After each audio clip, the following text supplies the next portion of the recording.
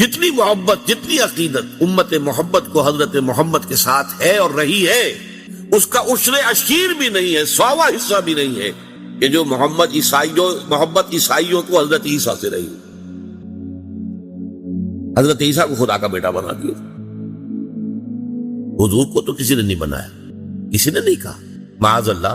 حالانکہ محبت عقیدت کو اگر ناپیے تولیے تو میں پھر کہہ رہا ہوں عشر اشیر کا مطلب 100واں حصہ، 1/10 کا 1/10 عشر اشیر، 100واں حصہ بھی محبت، اس محبت کا جو اس امت کو رہی ہے اپنے رسول محمد صلی اللہ علیہ وسلم سے، اور ہے آج بھی، کٹ مرنے کو تیار ہے، ختم نبوت کے اوپر کٹ مرنے کو تیار تھے۔ اسی طریقے سے آپ کو معلوم ہے کہ قانون جو ہمارے ہاں بنا توہین رسالت کا، اس پر کٹ مرنے کو تیار ہے مسلمان۔ حالانکہ اور چیزیں جو شریعت کی ان کے بارے میں اتنا حساس نہیں ہے۔ اب سودی کا معاملہ جو ہو رہا ہے، لیکن اس کے بارے میں کوئی خاص عوام کو کوئی احساس نہیں، لیکن ذرا سا ارادہ تو کر کے حکومت دیکھے، توہین رسالت کا قانون اگر ختم کریں گے تو ایک ہنگامہ شروع ہو جائے۔ عیسائیوں کو تو اتنی کوئی عقیدت تھی نہیں، ایک خدا کا بیٹا بنا دیا۔ اس سے بھی آگے کا کنٹراسٹ آپ کو بتا رہا ہوں۔ حضرت علی کون ہے رضی اللہ تعالی عنہ؟ حضور کے امتی کا اور نبی کا کیا ریشو پروپورشن ہوا؟ کوئی نسبت بنتی نہیں نا۔ حضرت علی کو خدا بنانے والے پیدا ہو گئے، خدا کا بیٹا نہیں، خدا۔ سبائی عبداللہ ابن سبا یہودی جس نے اسلام کا لبادہ اوڑھ کر آ کر مسلمانوں کے اندر تفریق پیدا کی، بنو ہاشم اور بنو میہ کی پرانی جو چپکلش چلی آ رہی تھی اسے ہوا دی، پھونکے ماری، بڑکا دیا اسے، اور وہ فتنہ شروع کیا ہے کہ جس کے زخم سے آج تک بھی خون رس رہا ہے۔ یہ شیعہ سنی کی تقسیم تو اسی کے وہیں سے پیدا ہوئی۔ اس نے حضرت علی کے بارے میں کہا تم خدا ہو، اور شیعوں کی کتابوں میں یہ درج ہے کہ حضرت علی کے سامنے پیش ہوا ہے، وہ گرفتار کر کے لایا گیا، تم یہ بکواس کر رہے ہو؟ ہاں، وہ اور اس کے 40 پیروکار، تم ہو خدا؟ حضرت علی نے کہا کہ باز نہیں آؤ گے تو زندہ آگ میں جلا دوں گا۔ کہا ٹھیک ہے، خدا آزمائش کرتا ہی ہے، جانچتا ہے، پرکھتا ہے اپنے ماننے والوں کو، تم ہمیں آگ میں جلا دو لیکن ہم کہتے ہیں تم خدا ہو۔ حضرت علی نے عبداللہ ابن سبا اس کے 40 ساتھیوں کو زندہ آگ میں جلوایا۔ اس وقت بات کہنے کی یہ ہے کہ آپ ذرا کنٹراسٹ دیکھیے، حضرت عیسیٰ کو خدا کا بیٹا کہنے والے پیدا ہو گئے، اور حضور کے ایک امتی کو خدا قرار دینے والے پیدا ہو گئے۔ اگر اس پر آپ قیاس کریں معاذ اللہ ثم معاذ اللہ ثم معاذ اللہ، پھر تو محمد کو تو خدا کا باپ قرار دینا چاہیے تھا نسبت و تناسب کے اعتبار سے۔ امتی کو خدا بنایا تو خدا سے اوپر کوئی شے ہونی چاہیے نا، کہ جو محمد رسول اللہ کا مرتبہ مقام نہیں۔ یہ بات در حقیقت یہ ہے، یہ ظلم بھی آپ کو معلوم ہے، ہمارے سنی بھائی بھی کرتے ہیں یہ، عوام الناس یا علی مدد، کسی نے یا محمد مدد نہیں کہا آج تک۔ مسجدوں میں یا محمد تو لکھا ہوا ہے، لیکن یہ یا محمد مدد کا نعرہ کہیں بھی میدان میں نہیں لگا۔ مدد کا نعرہ لگتا ہے تو حضرت علی رضی اللہ تعالیٰ عنہ کے نام کے ساتھ۔ اسی لیے حضور نے فرمایا تھا، اے علی تمہاری مثال عیسیٰ کی سی ہے۔ عیسیٰ کے بارے میں لوگ 2 انتہاؤں میں مبتلا ہو گئے، محبت اور عقیدت میں غلو کرنے والوں نے انہیں خدا کا بیٹا بنا دیا، اور ان سے دشمنی اور عداوت رکھنے والوں نے انہیں کافر اور مرتد قرار دے دیا۔ اسی طرح تمہارے معاملات بھی ہوں گے، تمہیں کافر اور مرتد قرار دینے والے بھی خوارج پیدا ہو گئے، جنہوں نے کہا کہ علی کافر ہے، مرتد ہے، واجب القتل ہے، اور قتل بھی کر دیا، شہید بھی کر دیا، ان کے ایک آدمی نے خوارج میں سے، اور دوسری طرف انہیں خدا کہنے والے بھی پیدا ہو گئے۔ لیکن اللہ تعالیٰ نے حضرت محمد صلی اللہ علیہ وسلم کو اس زیادتی سے، اس ظلم سے محفوظ رکھا ہے۔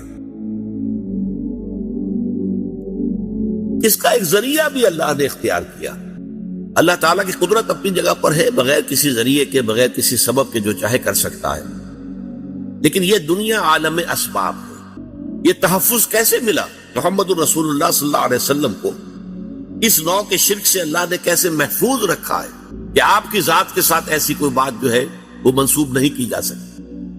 پہلی بات یہ، قرآن مجید میں آپ کی بشریت کو بہت نمایاں کیا گیا کہ آپ بشر ہیں۔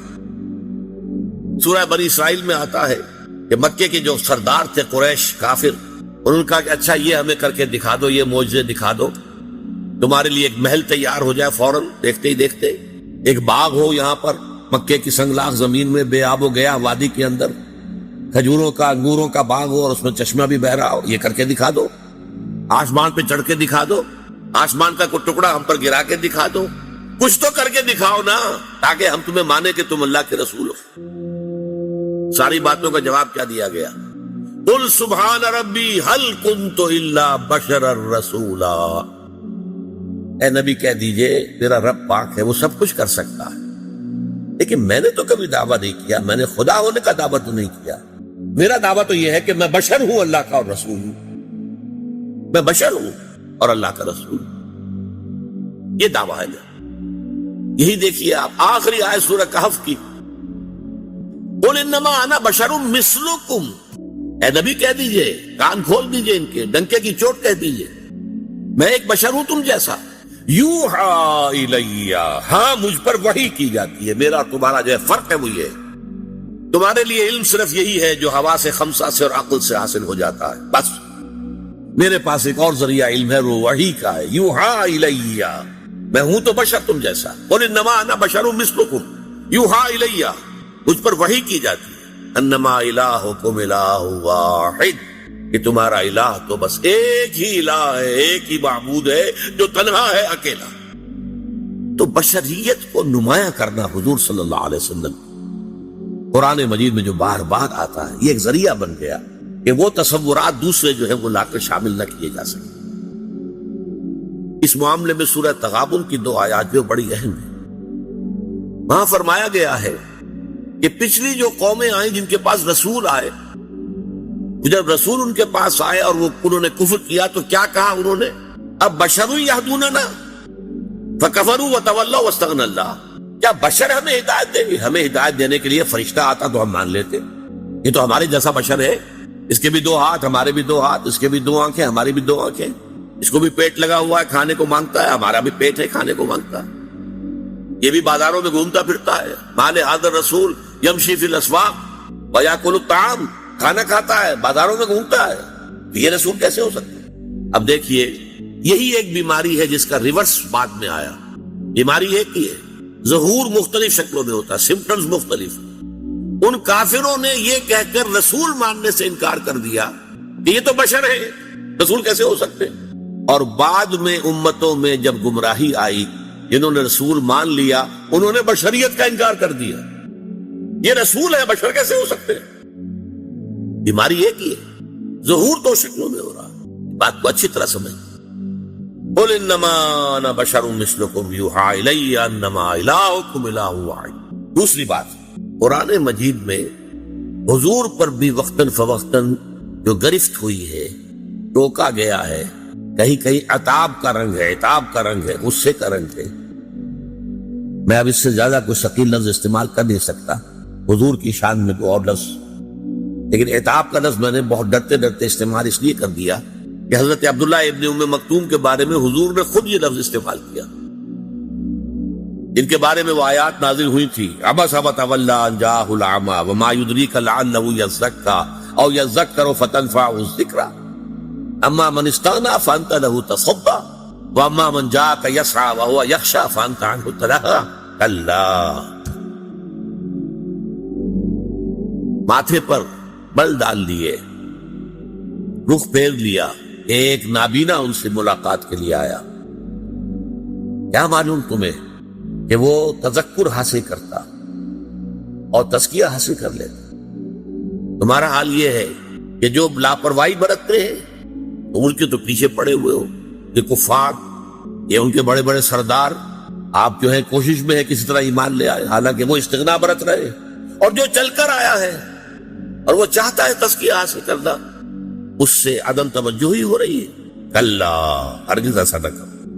یہ جو مختلف گرفتیں آئی ہیں قرآن مجید میں حضور پر، اب عتاب کا لفظ میں نے اس لیے استعمال کیا کہ اس کے بعد یہ آپ کا معمول ہو گیا کہ جب بھی کبھی عبداللہ ابن ام مکتوم تشریف لاتے تھے، حاضر ہوتے تھے حضور کی خدمت میں، تو آپ کہتے تھے مرحبا بالذی عاتبنی اللہ فیہ، اہلا وسہلا، مرحبا اس شخص کے لیے جس کے بارے میں اللہ نے مجھ پر عتاب فرمایا۔ یہ لفظ عتاب حضور نے خود استعمال کیا ہے تو میں نے استعمال کرنے کی جرات کر لی۔ لیکن قرآن مجید میں بڑا سخت انداز ہے حضور کے لیے، بڑا سخت انداز۔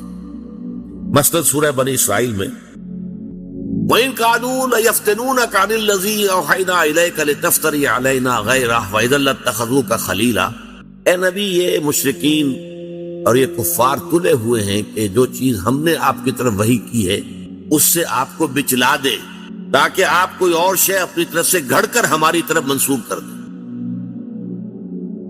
نوٹ کر دیا آپ نے بات؟ اب آیا وَلَوْلَا أَن ثَبَّتْنَاكَ لَقَدْ كِدتَّ تَرْكَنُ إِلَيْهِمْ شَيْئًا قَلِيلًا، اگر ہم نے ہی آپ کے پاؤں کو جما نہ دیا ہوتا تو عین ممکن تھا کہ آپ ان کی طرف کچھ نہ کچھ جھک ہی جاتے، اور اگر ایسا ہو جاتا اِذًا لَأَذَقْنَاكَ ضِعْفَ الْحَيَاةِ وَضِعْفَ الْمَمَاتِ، تو اس شکل میں ہم آپ کو اے نبی دنیا میں بھی عذاب دگنا دیتے اور آخرت میں بھی دگنا عذاب دیتے۔ ثُمَّ لَا تَجِدُ لَكَ عَلَيْنَا نَصِيرًا، اور پھر آپ ہمارے مقابلے میں کسی کو اپنا مددگار نہ پاتے، کوئی آپ کو ہماری پکڑ سے، ہماری سزا سے بچا نہ سکے۔ یہ بھی انداز جو ہے قرآن مجید کا، اور بہت سے مقامات ہیں، یہ تو میں نے چند جو ہے نمونہ مشترک خروارے آپ کے سامنے رکھ دی۔ یہ بھی در حقیقت ایک بہت بڑا ذریعہ بنا ہے اس کا کہ یہ جو الوہیت کو حضور کے ساتھ متصف کر دینا۔ ایک اور واقعہ تو اور جو بہت مشہور ہے، ویسے حضور نے کبھی بد دعا نہیں دی، لیکن ایک موقع پر ایک جملہ ایسا نکل گیا جس کے اندر بد دعا کا رنگ تھا، واضح طور پر بد دعا بھی نہیں تھی۔ وہ غزوہ احد میں جب آپ زخمی ہوئے ہیں اور آپ کے چہرے پر وار پڑا ہے تلوار کا، اور آپ کے رخسار مبارک کی ہڈی جو ہے اس کے اندر زخم ہوا، اور آپ کے 2 دانت جو ہے وہ شہید ہوئے، خود جو پہنا ہوا تھا اس کی 2 کڑیاں آپ کی اس ہڈی کے اندر، رخسار کی ہڈی کے اندر گھس گئی۔ انہیں جب نکالنا چاہا، ایک صحابی نے دانت پکڑ کر کھینچا تو ان کے دانت نکل گئے، وہ نہیں نکلے، اور پھر کسی اور نے کسی طریقے سے نکالا ہے تو خون کا فوارہ چھوٹا ہے، پھر اس پر حضور کی زبان مبارک سے الفاظ نکل گئے، کیف یہد اللہ قوما غضبوا وجہ نبیہم بالدم، اللہ اس قوم کو کیسے ہدایت دے گا جس نے اپنے نبی کے چہرے کو خون سے رنگین کر دیا۔ فوراً آیت اتر آئی، لیس لک من الامر من شیء لیس لک من الامر شیء، اے نبی آپ کے پاس اختیار کوئی نہیں، اما یعذبہم، اللہ چاہے گا تو انہیں عذاب دے گا، اما یتوب علیہم، اللہ چاہے گا ان کی توبہ قبول کر لے گا۔ یہ اختیار ہمارا ہے، اٹس اور پریروگیٹو، انگریزی میں آپ کہیں گے یہ ہمارا جو ہے یہ خاص اختیار ہے، پریروگیٹو ہے، اس میں کسی کو دخل نہیں۔ اور عجیب یہ تاریخ کا واقعہ بڑا عجیب ہے کہ وہ حادثہ جس شخص کی وجہ سے ہوا خالد ابن ولید، اس لیے کہ وہی تھے کمانڈر، کیولری جو تھی، رسالہ جو تھا کفار کا، مشرکین کا، اس کے کمانڈر وہ تھے، ایمان نہیں لائے تھے، کافر تھے، مشرک تھے۔ انہوں نے دیکھ لیا کہ وہ جو درہ ہے جہاں پر 50 تیر انداز حضور نے کھڑے کیے تھے وہ خالی ہو گیا، پورے احد کا چکر دے کر ادھر سے آ کر جو حملہ کیا ہے، پھر 70 صحابہ شہید ہو گئے، حضور مجروح ہوئے اور بے ہوش ہو گئے، اس لیے کہ اتنا خون بہ گیا کہ ذوف کی وجہ سے بے ہوشی تاری، مشہور ہو گیا کہ حضور کا انتقال ہو گیا۔ وہی خالد ابن ولید ہے جن کو اللہ تعالیٰ نے حضور ہی کی زبان مبارک سے خطاب دلوایا، خالد سیف من سیوف اللہ، خالد تو اللہ کی تلواروں میں سے ایک تلوار ہے۔ تو پہلی بات میں نے عرض کی کہ اللہ تعالیٰ نے قرآن میں حضور کی بشریت کو بہت نمایاں کیا، اور اس ضمن میں صاحبزادہ فیض الحسن صاحب کا ایک قول آپ کو سنا دوں۔ اگرچہ ایک صاحب نے مجھ سے یہ کہا کہ آج کل حالات بہت بدل گئے ہیں، اور اس وقت جو ہے یہ جو غلط عقائد ہیں وہ بڑے طوفانی انداز میں ہمارے معاشرے میں پھیل رہے ہیں، تحریک کی شکل اختیار کر لی ہے نا، جیسی تبلیغی جماعت کی ایک تحریک تھی، اس کو دیکھ کر کچھ اور مسلک کے لوگوں نے بھی سوچا کہ ہماری بھی اسی طرح کی تحریک ہونی چاہیے، تو تحریک کے مقابلے میں تو پھر تحریک چاہیے، اس کو خود ایک سیل ہے، سیل کو لیتا ہے تھام، سیلاب ہے اس کو روکنے کے لیے سیلاب چاہیے۔ بہرحال اب وہ یہ چیزیں بڑے سیلاب کے انداز میں پھیل رہی ہیں، لیکن یہ کہ بریلوی مکتب فکر کے بہت بڑے عالم، بڑی شخصیت تھے صاحبزادہ فیض الحسن، ان کی زبان سے خود میں نے سنا اپنے کانوں سے منٹگمری میں ایک جلسے میں تقریر کے دوران کہ لوگوں کیا ہم عربی نہیں جانتے؟ تمہارا کیا خیال ہے ہم جاہل ہیں؟ کیا ہم نہیں جانتے قرآن کہتا ہے قُلْ إِنَّمَا أَنَا بَشَرٌ مِثْلُكُمْ؟ ہم سب جانتے ہیں، ہم مانتے ہیں حضور بشر تھے، لیکن جیسے تم اپنے باپ کو اپنے نام سے نہیں پکارتے، ابا جان کہتے ہو نا، نام تو نہیں لیتے، ایسے ہی ہم حضور کی بشریت کو نمایاں کرنے کو توہین سمجھتے ہیں اور اس کو ہم خلاف ادب سمجھتے ہیں، بس۔ باقی یہ مانتے ہیں کہ وہ بشر تھے، تو کوئی شک نہیں۔ یہ بڑا معتدل ایک انداز تھا، لیکن شاید اب یہ انداز بھی ختم ہو رہا ہو، میں نہیں کہہ سکتا۔ گمراہی بڑھتی ہے تو پھر وہ اس کی حدیں جو ہے وہ کوئی رہتی نہیں ہے، کہیں کسی جگہ پر قائم نہیں رہتی۔ تیسری چیز، حضور نے خود اتنی احتیاط برتی ہے، حضور نے لوگوں کو روک دیا کہ میری آمد پر کھڑے مت ہوا کرو۔ یہ کس قدر احتیاط کی بات ہے۔ اسی طریقے سے آپ مجلس میں ایسے بیٹھتے تھے کہ پہچاننا مشکل ہو جاتا تھا کہ حضور کون سے ہیں۔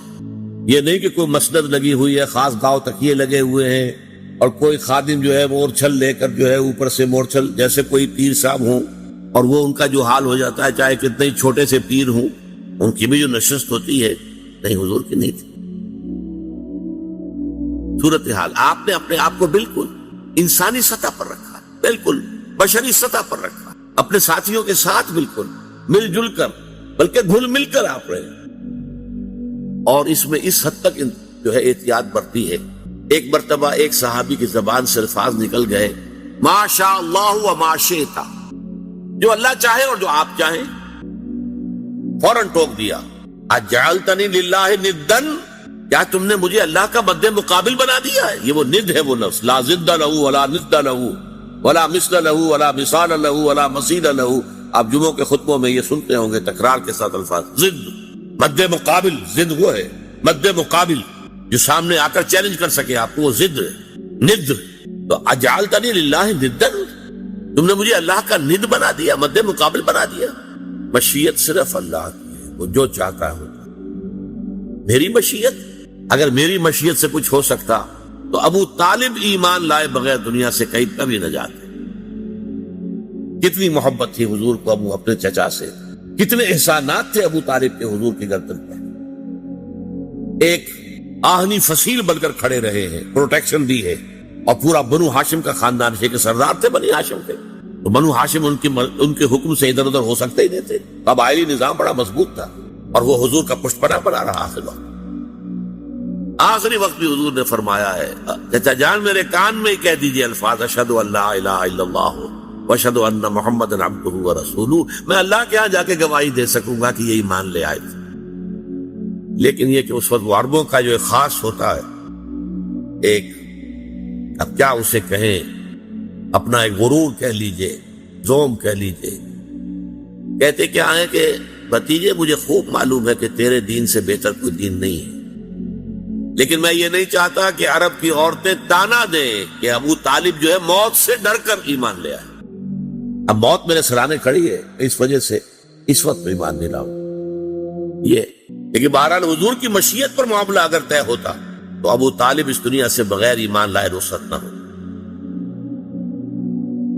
تاہم ایسا بھی نہیں ہے، یہ بھی ذرا میرا ایک نوٹ آف کوشن جو ہے نوٹ کر لیجئے، قل انما انا بشر مثلکم، کہہ دیجئے اے نبی کہ میں تمہاری ہی طرح کا انسان ہوں۔ کیا یہ تمہاری طرح کا مطلب بالکل ہماری طرح، بالکل ہماری طرح؟ نعوذ باللہ، بشریت مشترک ہے، جیسے ہم انسان ویسے انسان محمد صلی اللہ علیہ وسلم، لیکن زمین و آسمان کا فرق ہے۔ چنانچہ حضور کی مختلف جو ہے قول بھی موجود ہے، میں آپ کو ایک قول سنا دیتا ہوں، احادیث میں موجود ہے کہ حضور صوم وصال سے روکتے تھے صحابہ کو، یہ جو روزہ ہے تسلسل کے ساتھ، آج روزہ رکھا شام کو افطار نہیں کیا، وہی روزہ چل رہا ہے رات کے دوران بھی اور پھر اگلے روز بھی، اگلے روز شام کو افطار کیا تو 2 دن کا صوم وصال ہو گیا، یا اگلے روز بھی افطار نہیں کیا پھر تیسرا، اور تیسرے دن 3 دن کا صوم وصال حضور رکھتے تھے۔ صحابہ کو روک دیا آپ نے، صحابہ نے عرض کیا حضور دیکھیے آپ رکھتے ہیں، ہمیں آپ منع کرتے ہیں۔ اب اس کا جواب سنیے، ایکم مثلی، تم میں سے کون میرے جیسا ہے؟ ابھی تو عند ربی، میں تو رات گزارتا ہوں اپنے رب کے پاس، وہ یطعمنی و یسقینی، وہ مجھے کھلاتا بھی ہے پلاتا بھی ہے۔ ہم جیسے بالکل ہم جیسے نہیں۔ حضور اپنی پشت کی طرف سے بھی دیکھتے تھے، ہم تو نہیں دیکھتے. تو بالکل ہم جیسے یہ کہیں اگر خیال آپ کا آ گیا تو یہ بہت بڑی محرومی ہو جائے, بہت بڑی محرومی.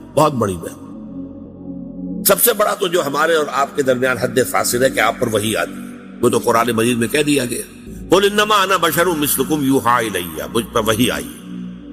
لیکن یہ کہ اور آپ کے مقامات اور جس طریقے سے اللہ تعالیٰ نے آپ کو جو درجات عطا فرمائے ہیں, جو آپ کے خواص ہیں, ان خواص میں سے ایک جو میں نے ابھی بتایا آپ کو کہ آپ اپنی پشت سے بھی دیکھتے تھے, جو ہمارے لیے ممکن نہیں. ایک مسئلہ اس پہ ذرا اور ٹیڑھا ہے, میں وہ بھی حل کر دینا چاہتا ہوں.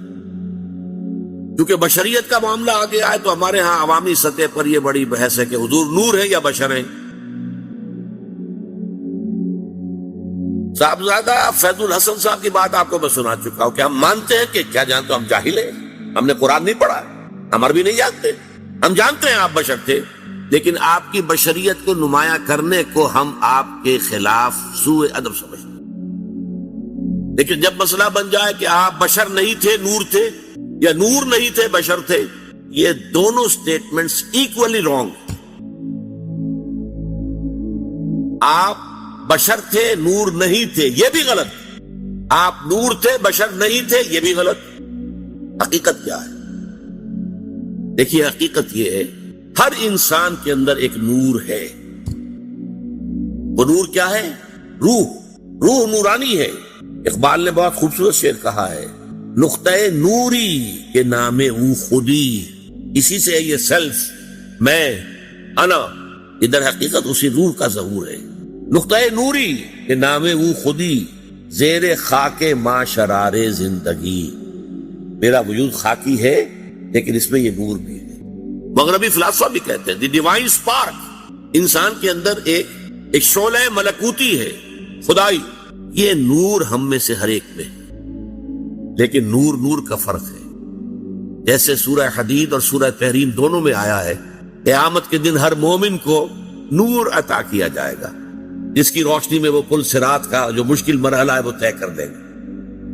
لیکن وہ اپنی کوانٹیٹیو اعتبار سے اس کے درجات اتنے مختلف ہوں گے. حضور نے فرمایا کسی کو تو نور ایسا ملے گا کہ مدینے سے اس کی روشنی صنعا تک جا پہنچے گی, یمن. میں جب بھی یہ حدیث بیان کرتا ہوں میرے ذہن میں آتا ہے ابو بکر صدیق کا نور اس درجے کا ہوگا, خود حضور کا تو اس سے بھی بہت بلند ہوگا, لیکن مخلوق میں سے امت میں سے حضرت ابو بکر کا نور اس درجے کا. اور کسی کا نور اتنا ہوگا کہ صرف قدموں کے سامنے روشنی ہو جائے گی جیسے ٹارچ کی روشنی ہوتی ہے.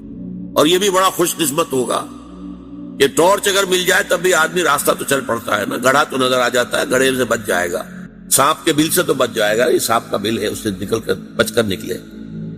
لہذا وہ بھی بہت بڑا خوش قسمت ہوگا. منافقین وہ ہوں گے جن کو سرے سے کوئی نور نہیں ملے.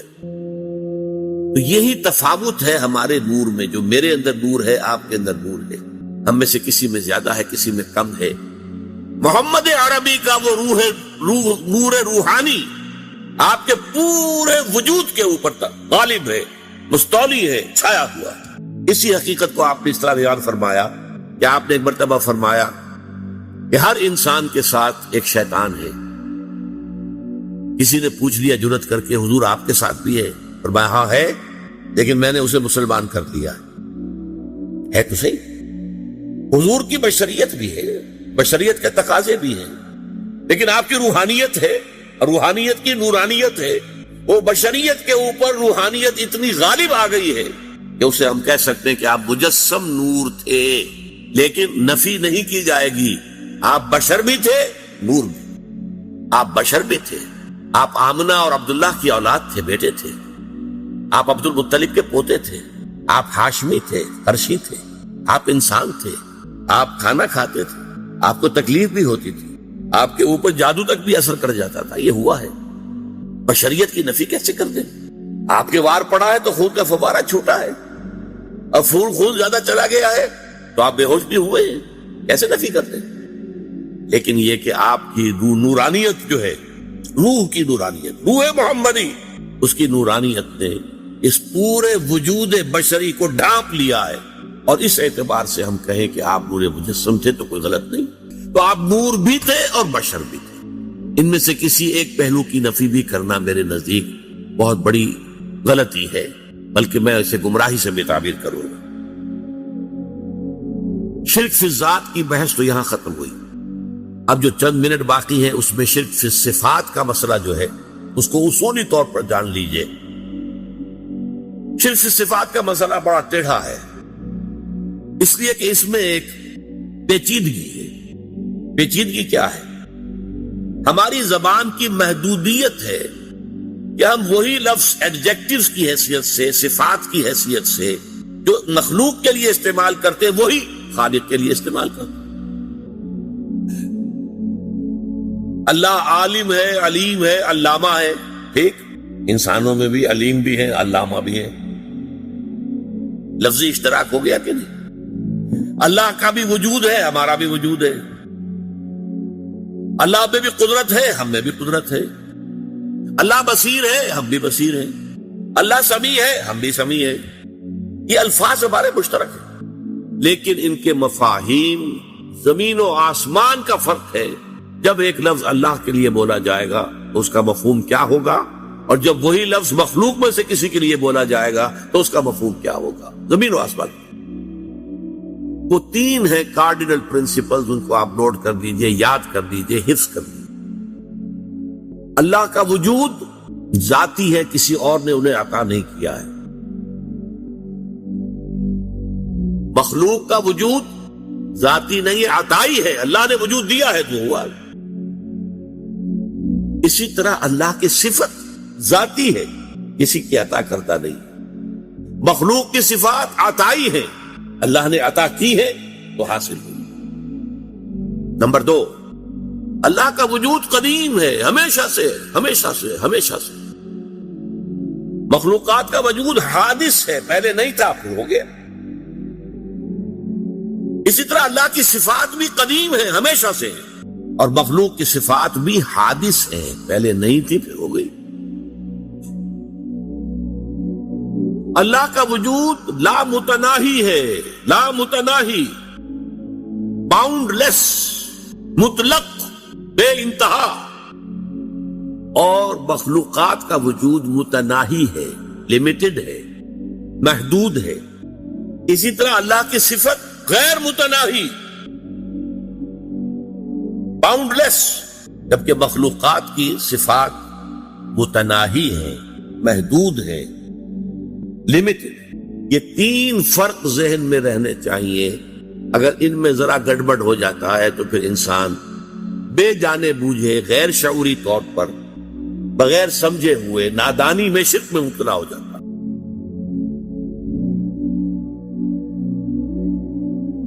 اب اس میں سے مثلاً ایک مسئلہ میں یہاں اس پر ڈسکس کر لیتا ہوں۔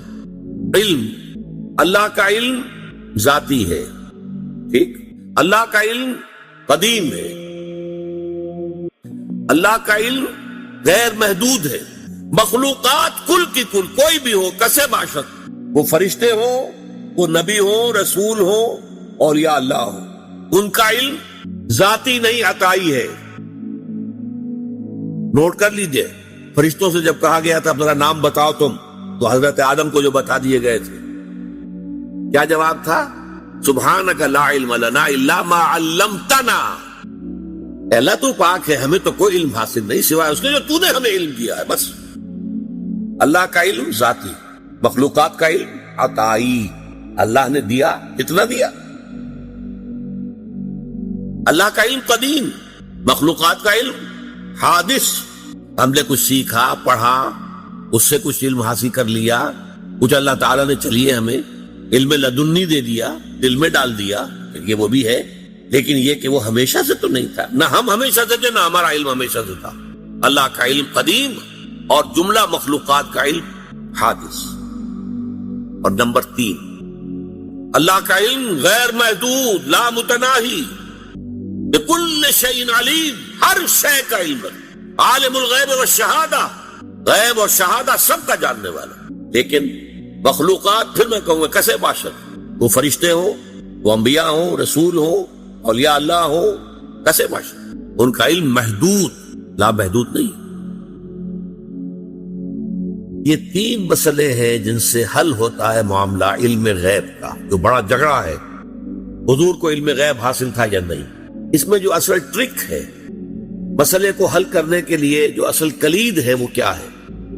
پہلے غیب کو معین کر لیں، غیب کسے کہتے ہیں؟ بعض لوگوں نے اس کی ڈیفینیشن یہ کر لی، غیب کا علم وہ ہے کہ جو از خود حاصل ہو جائے خدا کے دیے بغیر۔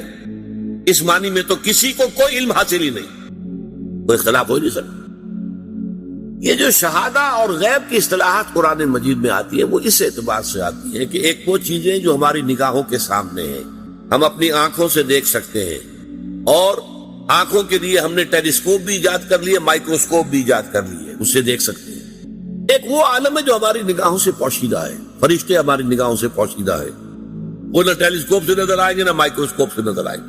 عالم آخرہ، جنت دوزخ ہماری نگاہوں سے پوشیدہ ہے، یہ عالم غیب ہے ہمارے لیے۔ اللہ تعالیٰ غیب اور حاضر دونوں کا جاننے والا ہے، حالانکہ اللہ کے لیے غیب ہے ہی نہیں۔ آپ سوچئے، اللہ کے لیے تو آنے واحد میں ہر شے اس کی نگاہوں کے سامنے بیک وقت موجود ہے، اس کے لیے غیب نہیں ہے۔ جب قرآن کہتا ہے عالم الغیب والشہادہ، وہ ہمارے اعتبار سے جو چیز ہمارے لیے غیب ہے وہ اللہ کے علم میں ہے، اور جو چیز ہمارے لیے شہادہ وہ تو اللہ کے علم میں ہے ہی ہے۔ اس حوالے سے سمجھ لیجئے نبی تو ہو ہی نہیں سکتا جسے کچھ نہ کچھ علم غیب نہ دیا جائے۔ اگر نبی کا علم وہی ہو جو ہمارا ہے تو پھر ہمارا اور ان کا فرق کیا ہوا؟ نبی نے فرشتے کو دیکھا ہے، نبی کو جنت اور دوزخ کی سیر کرائی گئی ہے، ملکوت السماوات والارض حضرت ابراہیم کو دکھائے گئے ہیں، کذالک نوری ابراہیم ملکوت السماوات والارض۔ معراج میں حضور کو کیا کچھ دکھایا گیا ہے۔ یہ اگر یہ چیزیں غیب کی ہیں نا، اگر یہ چیزیں وہی فرشتہ یہ غیب ہے نا، تو غیب کا علم نہ دیا جائے تو نبی کہاں ہوا؟ وہ تو پھر عام انسان ہے۔ قُلْ إِنَّمَا أَنَا بَشَرٌ مِثْلُكُمْ يُوحَىٰ إِلَيَّ، وحی آ رہی ہے میرے پاس، تو یہ از خود غیب سے معاملہ آ رہا ہے۔ البتہ کل غیب جو ہے وہ اس کی نفی ہو جائے گی، کل غیب نہیں۔ چنانچہ یہ میں نے باقاعدہ ایک بریلوی عالم دین سے گفتگو کی تھی، ابھی میں طالب علم تھا، میڈیکل کالج میں پڑھ رہا تھا، تو انہوں نے جا کے اپنی کتابیں مجھے دکھائیں کہ دیکھیے ہم مانتے ہیں حضور کا علم ذاتی نہیں عطائی ہے، نمبر 1۔ حضور کا علم قدیم نہیں حادث ہے، نمبر 2۔ حضور کا علم لا محدود نہیں محدود ہے۔ میں نے کہا پھر میرا تو آپ سے کوئی جھگڑا نہیں ہے، 3 باتیں آپ واقعی مان لے تو پھر میرا کوئی جھگڑا نہیں، میرا اختلاف تو ختم ہو گیا۔ اب ٹیکنیکل بحث ہے، قرآن مجید میں بھی آیا ہے لا یظہر علی غیبہ الا من ارتضی من رسول، اللہ اپنے غیب کو ظاہر نہیں کرتا مگر اپنے رسولوں میں سے جن کو پسند کرتا ہے ان کو وہ غیب کی خبر دیتا ہے۔ غیب کی خبریں دیتے ہیں نبی، تبھی تو وہ نبی کہلاتے ہیں۔ تو یہ غیب کا مسئلہ ہمارے ہاں علم غیب کا ہے، وہ بھی اس سے حل ہو جاتا ہے۔ باقی اس مسئلے پر انشاءاللہ اگلے اتوار کو گفتگو ہوگی۔ بارک اللہ لی ولکم فی القرآن۔